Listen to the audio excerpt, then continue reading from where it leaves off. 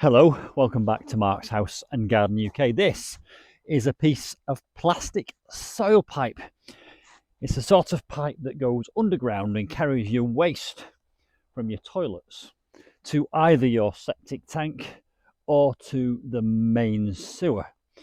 Now, if you've been following my channel, you will know that I'm in the process of converting that garage into luxury accommodation. I'm doing it all myself, apart from the electrics, and I'm sharing the journey with you on YouTube. Now, all my work is to be regulations. I've got to get this right so that it can be signed off by the building regs inspector.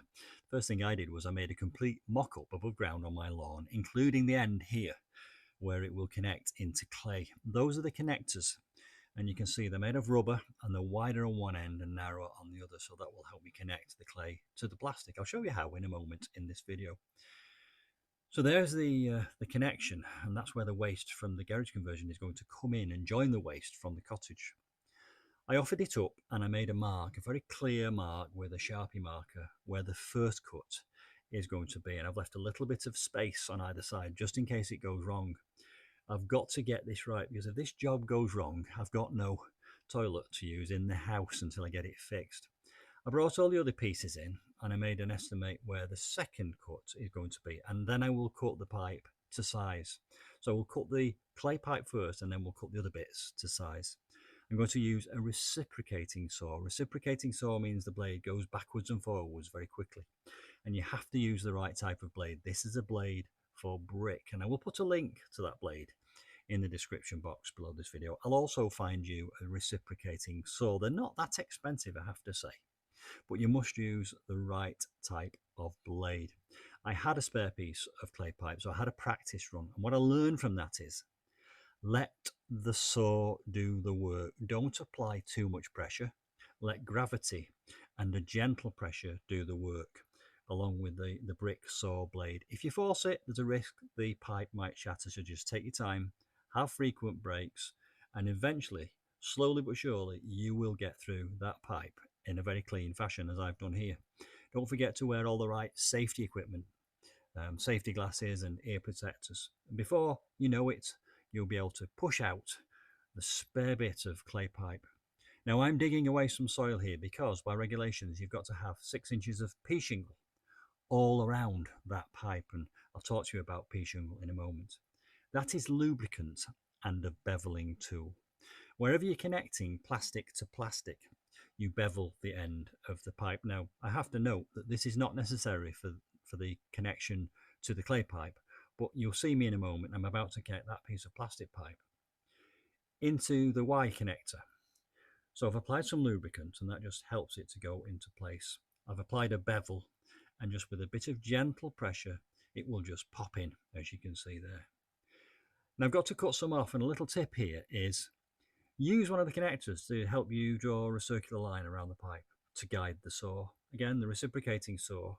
I'm even using the brick blade, I have to say. It will do for plastic. Sand off all the burrs, all the little bits of waste plastic material. You don't want any bits of plastic there that could cause a leak in the connection. And then get your hose pipe on it, wash away any grit, any sand, any soil, any dirt from inside. Give it a good clean. It has to be very clean, this, because any little bits of grit where that rubber touches the plastic might allow it to leak. And the same is true, of course, of the clay pipe. Spend some time giving that a really good clean. Get lots of water through it, because any bits of grit or sand or clay pipe need to come away from the job. So we're nearly there now. The hard work has been done. Definitely cutting through the clay pipe was the hard bit.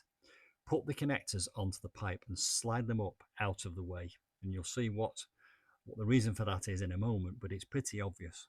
Climb back into the hole, and then it really is just a simple question now of offering that up into the gap. Now that gap is to the millimetre correct, so it does take a little bit of persuasion to get that in, but I wanted it to be absolutely precise. I don't want any gaps in that pipe.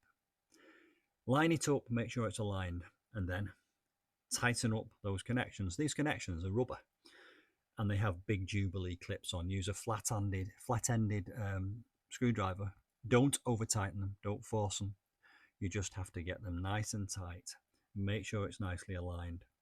The internal measurements of that pipe are the same, but as you can clearly see here, the external measurements are different. And there we go, one successful connection from clay to plastic. Now this is the pea shingle arriving. The wonderful thing about pea shingle is it acts as a fluid, and it's got to go all around that pipe. You've got to have 6 inches below, or 150 centimetres. And incidentally, just look at the skill of that driver negotiating that lamppost. 6 inches below, 6 inches on either side, and 6 inches above. And what that does is it supports the pipe. It acts as a fluid. It goes underneath and it gets into all the gaps and nooks and crannies. So if there's any movement in the earth, that pipe will always be supported. So get your gravel underneath it and get your gravel on top of it. Now I had to leave mine open so that the building regs inspector could come along and inspect it. But there you can see the finished job. There's an inspection chamber. You've got to have sufficient inspection chambers so that you can rod them if they do ever get blocked. And you've got to have the right fall. Now, I needed 1 in 80, but I went for 1 in 60, which is slightly steeper. And then this is where the pipe eventually, as you can see, in a nice trench there, which is 50 centimetres wide with 6 inches of pea shingle all around the pipe, and that's where it will go in. On the other side of that wall, in the very near future, I will be installing a bathroom. You'll be able to see the videos on this channel. I'm pointing at the black pipe there because everything above the ground in terms of soil pipes has to be black. That's a temporary terracotta one, but it has to be changed. The waste will come from the garage, through that pipe there, and go down to the other end here where we have a successful connection. I did leave this open, I have to say, for a day or so that I could test it with the waste coming out of the cottage just to make sure that nothing ever backed up. So there we go. There is a successful connection between clay and plastic, and I think I've given you enough information to have a go. Now it does take some bravery because it is nerve-wracking cutting through that clay pipe, but if you do what I did, which is take your time, let gravity do the work, let the saw do the work, don't push it, have frequent breaks, let it go 1 millimeter at a time, and you will not shatter that clay pipe, and eventually you will get through it, and then you can do the second cut and very carefully and easily remove the spare bit that you're not going to use. Virtually everything you've seen in this video in terms of tools or devices or connections are available in my online shop, and I will link to them below. But I hope that has helped in giving you some guidance. And please do, if you wish, subscribe to my channel, and of course you'll be able to see all the other elements of my garage conversion on my channel as I get through them, ranging from the insulation, stud walls, insulating the floor, installing bifolds, and all the other elements of this self-build garage conversion. I'm not doing the electrics, I'm not qualified, but I will get an electrician in to do that. Hope you've enjoyed that, and I hope it's been useful.